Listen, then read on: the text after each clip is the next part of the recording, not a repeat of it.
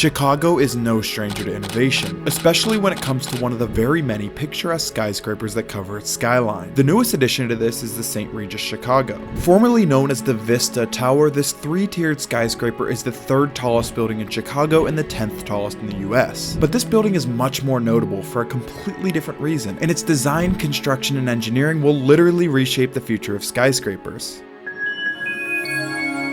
The building stands at 101 stories, featuring 3 sleek and shimmering spires distinguished by their unique shape and graduated heights. At a height of 1,196 feet, the skyscraper spans the equivalent distance as over 80 average-sized sedans lined up end to end. As mentioned, this claims the title of the city's third highest skyscraper, following the over 1,700-foot Willis Tower and the almost 1,400-foot Trump Tower. So before we get too ingrained into what differentiates this engineering marvel, let's understand the basic layout of the skyscraper. At the base of the tower is a residential lobby and some pretty cool features which we'll dive into a bit later. Going up to the next part of the building, we have the hotel. This is comprised of 11 floors with 159 luxurious rooms and 33 high-end suites. And in case you're curious, the hotel rooms don't come cheap. At these prices, some of the suites obviously cater toward a higher-end audience. Above the hotel rooms are the luxurious condos, which practically take you up to the top of the tallest spire. These rooms are a mix of 1, 2, and 3 bedroom units, and perhaps an obvious statement, but some of these units, especially higher up, are tens of millions of dollars. Now let's talk about the remarkable design and engineering of this structure. First, it would be very wrong of me not to mention that this building was designed by Jeanne Gang, making it the tallest building in the world to be designed by a woman, surpassing her own record on the famous Aqua building just a few blocks away. One of the eye-catching attributes is the tapered form it embodies on each one of the 3 vertical sections. This repeating shape is known as a frustum, vaguely resembling popcorn boxes stacked on top of one another. Each of the stories are made up of 80 to 90 foot squares, with the complete 10-foot expansion and retraction concluding every 12 stories. If you do the math, this would mean that all 4 sides of every section are moving inward or outward at a rate of 5 inches per floor. To achieve this feat, the columns are actually offset by the same 5-inch increment per floor. This gives the entire tower an iconic look, one that makes it stand out even more. In addition, because vertical columns were used as opposed to slanted ones, there's extra usable space on every floor. And as Jeanne Gang said it in an interview with the Chicago Tribune, every inch counts. Also, while we're on the subject of standing out, you may or may not have noticed what looks to be some unfinished floors up near the top of the tower. More than anything else I'll talk about today, this is what defines this skyscraper as one of the most unique in the world. This hole is known as a blow-through hole, and its sole purpose is to prevent additional sway from winds. See, a common problem with skyscrapers is as you get up higher, typically the winds are stronger and the structure tends to sway back and forth. And because the condo owners don't want chandeliers constantly shaking around and white caps in their toilets, this is a necessary fix.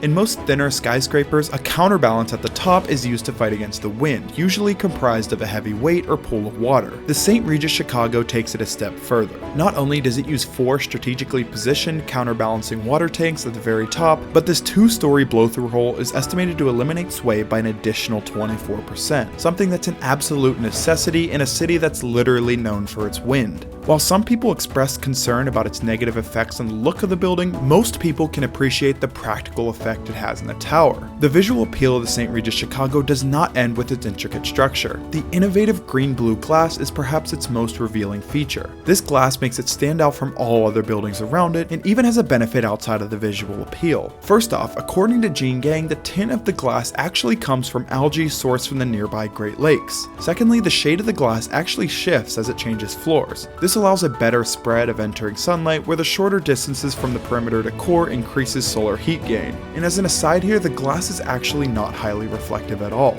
This is in contrast to a large majority of other glass skyscrapers, which are very reflective. Interestingly enough, this is actually supposed to help reduce bird collisions. As Jeanne Gang often ran along the neighboring Riverwalk in her free time, it was imperative that the building had a smooth and welcoming interconnection to the ground. To account for this, the central section of the tower is actually suspended above the ground, allowing flow of people and vehicles to pass through instead of around. But this spawns an interesting problem. Without having a physical connection to the foundation in the center section, the 2 surrounding sections have to make up the difference. Realizing this, Gang and a team of structural engineers designed a dual concrete core system to hold everything in place. The core structure in the 2 outer sections are built out to the outer edge of the building for support. The outer walls are perforated, allowing openings for windows. A concrete wall in the tower's midsection links the 2 outer cores cores. This is what's known as the spine, which provides support for the center section and allows all three sections to act as one unit. The concrete base, which was poured in early 2017, consisted of over 4,000 cubic yards. This was delivered and injected into the giant rebar cage, going down over 5 sub-levels into the earth with hundreds of large concrete truckloads. So why was it called the Wanda Vista Tower at first? At the inception of this project, Magellan Development Group, who has a very known presence in Chicago for some of their other projects, teamed up with Chinese-based Wanda Group to complete the project. Construction began in 2016 and the building was entirely completed by 2020. The skyscraper was built to be a blend of high-end condos and it was going to house Wanda's Vista luxury hotel brand. However, due to the Wanda Group's financial troubles, they decided to back out of the deal. At this point, the name of the building was formally changed to just Vista Tower. This caused some of the condo buyers to back out of the deal, claiming that because Wanda was not there, it was less attractive of a project. Waiting no time, only a few short months later, Magellan inked a deal with St Regis Hotel and Resorts, officially changing the name to St Regis Chicago.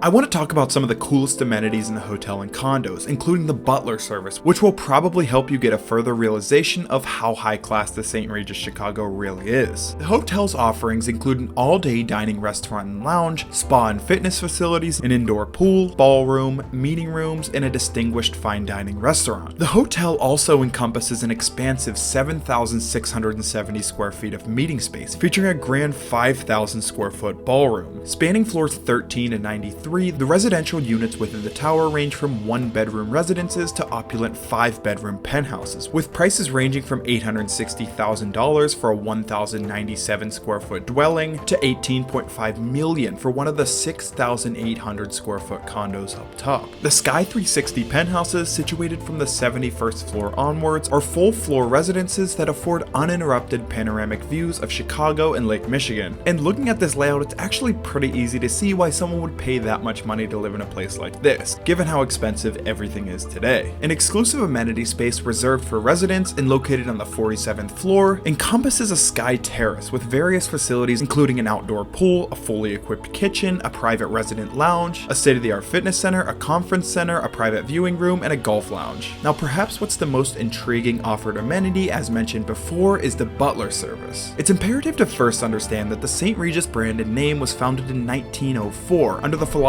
of a butler named Jacob John Astor IV. Because of this, one of the signatures of the St. Regis experience all over the world is the butler. And as it's said on the website, through its suite of services, St. Regis Residences butlers provide owners with the rarest of life's luxuries, time. At every touchpoint, St. Regis Residence Butler service is dedicated to delighting owners by not just understanding their unique preferences, but exceeding their unspoken expectations and handling every detail, no matter how small. And some of these services that are offered to the residents: signature welcoming and send-off, which includes an escort to and from the room, packing and unpacking your bags, laundry and dry cleaning, groceries, flowers, food deliveries, personal chef services, pet care, spa treatment, shoe shining, and the one that seemed to stand out the most was the personal errand service, where the butlers can complete tasks of a varying range for you. And I should probably mention that this is offered to all residents and is completely complimentary. This is objectively one of the headlining reasons why people love the St. Regis name. The tower cost a whopping $1 billion to build. During this period of construction, the total economic output was just over $155 million. And in terms of a yearly permanent added economic output through payroll and more, it's around $48 million per year. As you may know from watching my other videos, because I'm an electrical engineer, I always like to talk about power consumption. The St. Regis Chicago is listed at a total of 1,414,000 square feet, or 131,000 square meters. Comparable luxury high-rises in Chicago typically consume around 30 kilowatt hours per square foot annually, translating to an approximate 42.4 million kilowatt hours used per year. With this quantity, over 4,600 average American houses could have been powered for that same year. But it doesn't feel quite as bad as some of the other projects I cover because the space is actually being used as primary residences for a decent amount of people, which I realize isn't as efficient as a standard housing arrangement, but it feels better than powering a casino. And based on the average Chicago price of energy, energy, which is 13.3 cents per kilowatt hour. This would mean the electricity bill for the St. Regis is about $5.5 million.